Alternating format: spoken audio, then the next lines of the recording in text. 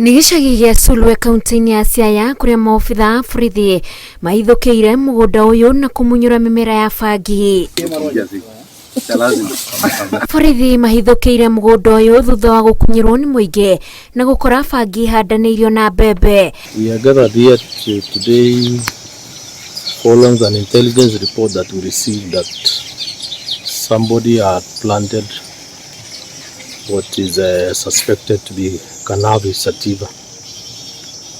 So upon receiving that intelligence, we came here as a security team and we have embarked on uprooting, and you can see the quantity. Bangi no ĩrĩkanĩte kũhandwo mũgũnda-inĩ wa ĩka ĩmwe, mũgũnda-inĩ wa mũndũ kĩũmbe ũrĩa maabitha borithi moigĩte mekwamba gũtabanio ũthuthuria makĩria mbere ya mamũnyitĩte. We have not apprehended the suspect, but investigations are ongoing.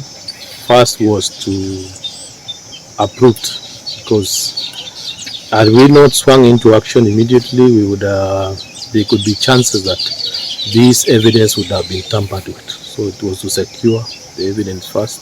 Kongi na kwa gĩcagi-inĩ gĩa kũmunya gĩcigo-inĩ kĩa ũmbunge kĩa Rongai kaunti-inĩ ya Naikuru, borithi nĩ mahithũkĩire mũciĩ ũmwe kũrĩa makorete gũgĩthondekerwo njohi mĩthemba ngũrani ĩtarĩ njĩtĩkĩrie nĩ watho.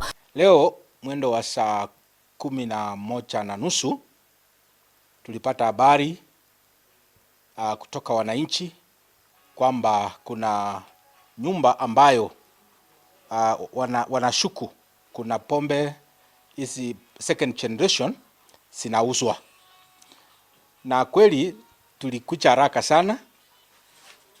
Tukifika mahali hapa tukapata mahali pale hapa inaitwa Olivin, iko katika Kiamunyi location. Borithi makunyeirwo nĩ mũingĩ thutha wa kuona gari ĩno ĩgĩbokerwo njohi.